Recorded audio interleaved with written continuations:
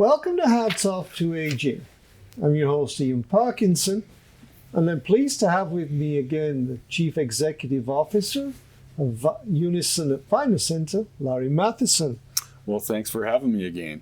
Okay, so October is Thanksgiving. It is. It's an exciting month. We'll have lots of festivities. I know our Rick and the food service team are working on a Thanksgiving themed dinner and so on, but there'll be details of that on our Facebook page and our website. But it's also Food Security Month.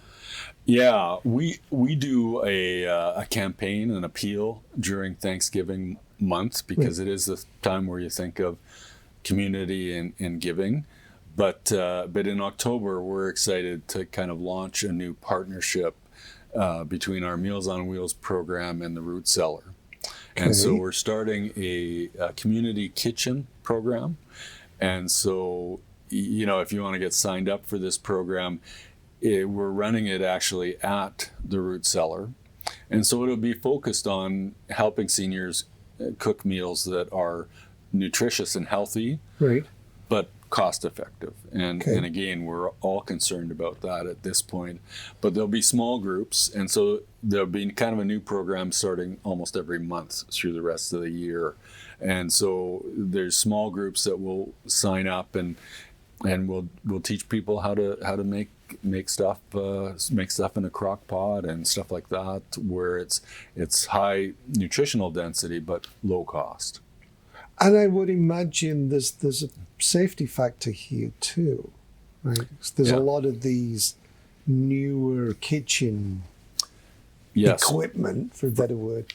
You can lose a finger pretty quick. Yes, there's a lot of gear out there. And my wife actually kind of limits the amount of gear I'm allowed to put on the counter because she knows I'll buy it and I won't be able to figure out how to use it. I think it's a needed topic because one of the biggest issues, especially for single seniors who've lost a partner, if it's a male partner who's lost his wife, he probably doesn't even know where the kitchen door is. Yeah.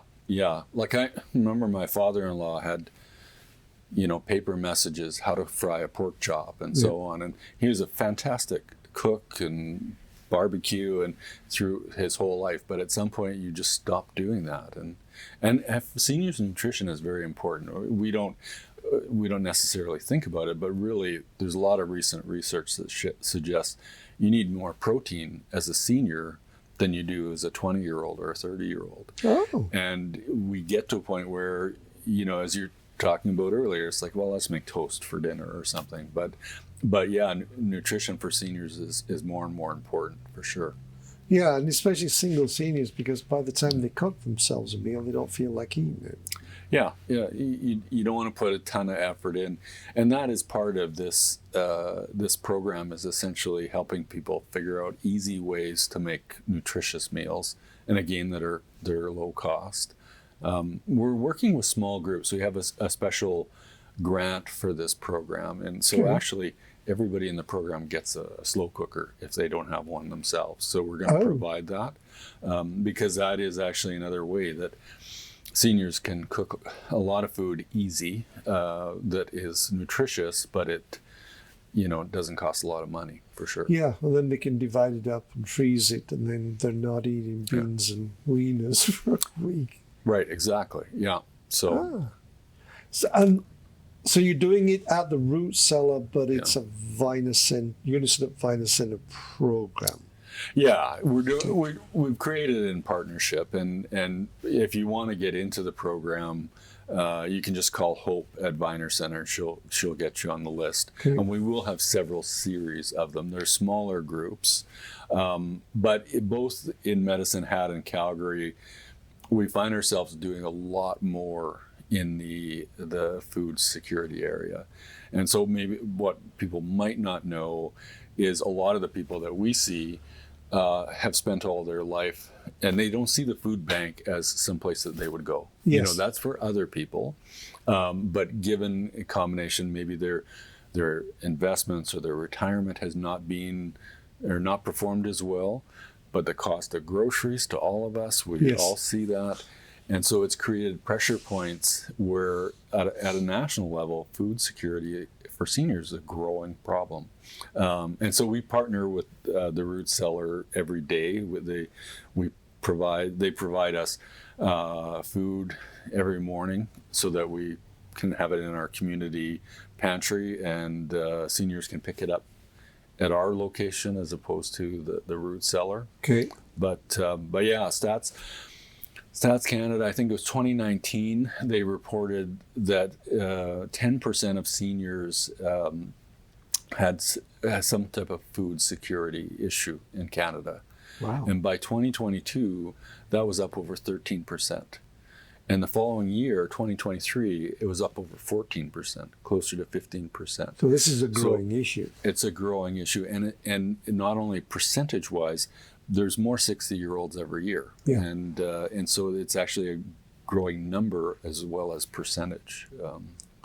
Yeah, because the boomers have still got one more year to go to retire officially at 65. Exactly, yeah. Do you offer a course for men on how to find their way around the grocery store when the wife's not with them?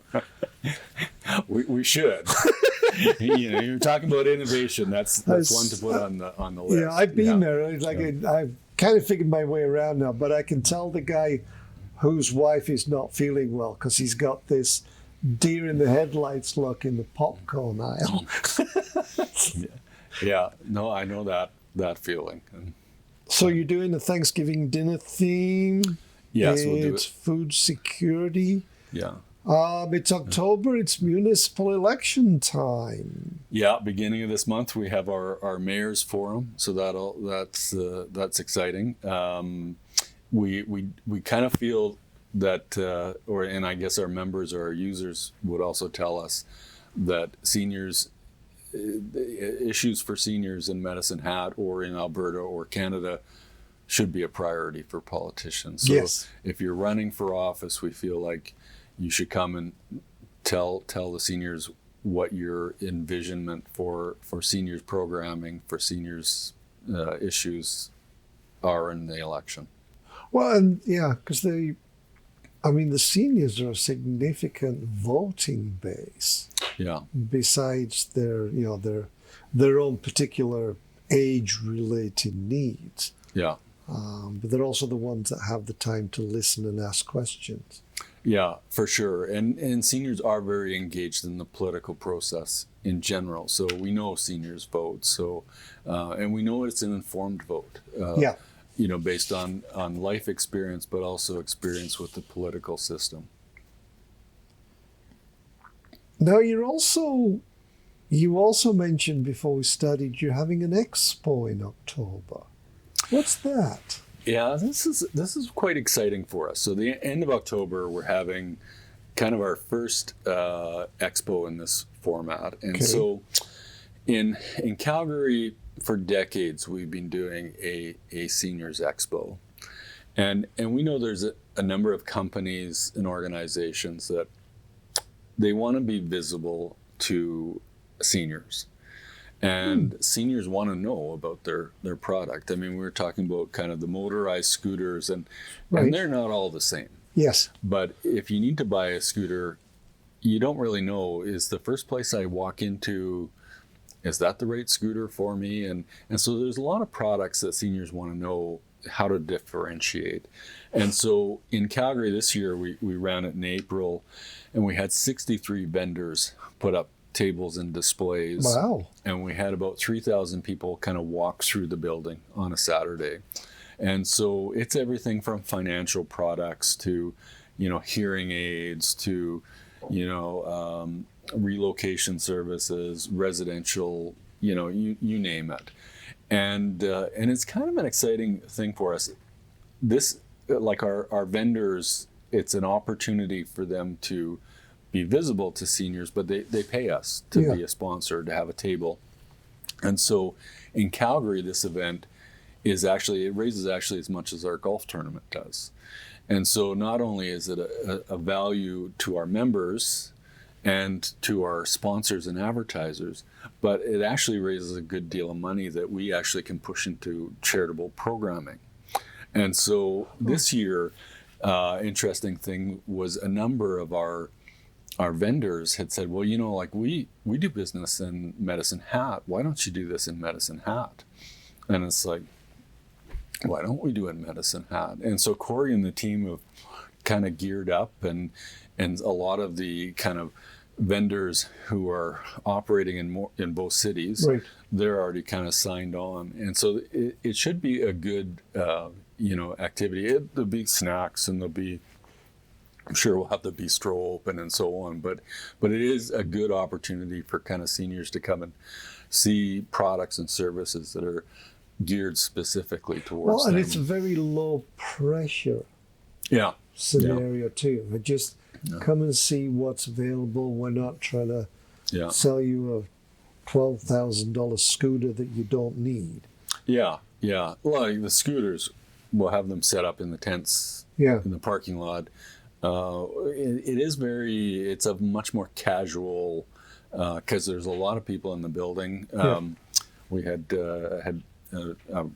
breakfast with one of the the estate lawyers that works with us. Yeah. And she had a table, and mostly her business is helping seniors with their wills and their estate and so on. And it's such a social opportunity for her. People don't kind of come and feel like they can just chat with you at the law firm kind of thing.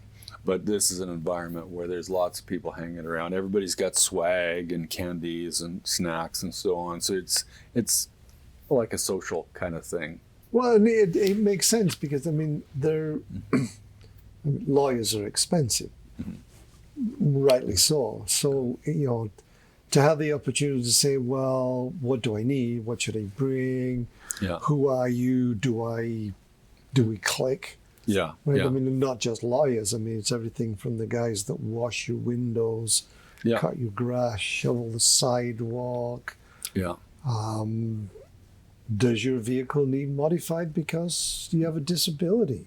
Yeah. Do you know where the primary care network nurses? Yeah. It's a great idea. It's almost like a trade show for seniors. That's very much the format. It is actually in Calgary right now. Our building is like, if we had a bigger building, we could have more vendors. Yeah. And so we are actually at the point where we're thinking, do we need to move to a kind of like a trade show type venue, which might be something that happens in the next upcoming years. But for the time being, our first run, Viner's an ideal location for it. And so if this really takes off, who knows where we'll be next year or the year after, but we're thinking it'll be a good opportunity for people for sure. Your Meals on Wheels is becoming very popular. Are you a little overwhelmed there, or are you keeping up with it? I'm not overwhelmed. Like our staff, some of our staff might. I think we're very excited with the traction that we've had in the community support. It is a program that is very reliant on volunteer support, and so those volunteer drivers, like, they are definitely creating a value to the community, but we are highly reliant on good drivers and the people that come to do that. So I suppose the thing that we're excited about is we prepare a lot more meals, we have a lot more customers, but we have a lot more volunteer support, which, like all of the above, are very exciting for us. We've kind of become networked with a number of the organizations in the States and kind of some are in quite big centers, and the amount of we think of it as this is a good thing to do in the community, right? And it addresses food insecurity, but there's really actually a wealth of research around not only the social benefits but also the health benefits of operating this type of program. And so we're excited to have that in Medicine Hat. There's places we went down and met with a number of the our U.S. counterparts a year or two ago, and we were surprised. There's places where the federal government funds the whole program. And so our meals are subsidized, but there's a user component. So Right. users pay, but there are programs in the States where the federal government pays for all the meals. And part of the reason they pay for the meals is there's a direct correlation between seniors' nutrition and healthcare costs. Keeping them out of the hospital.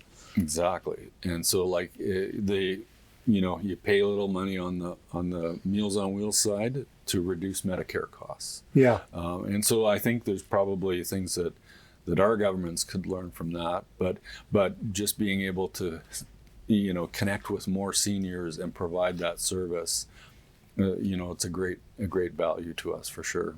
Well, that leads me to a question I never really thought about before, but makes sense is,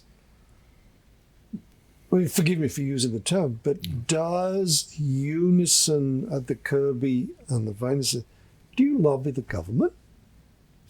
We do. I mean, we do in Canada. I would say there are municipalities and provinces that do in some ways support a portion of Meals on Wheels, and definitely the municipality supports the program, but it's not 100% support.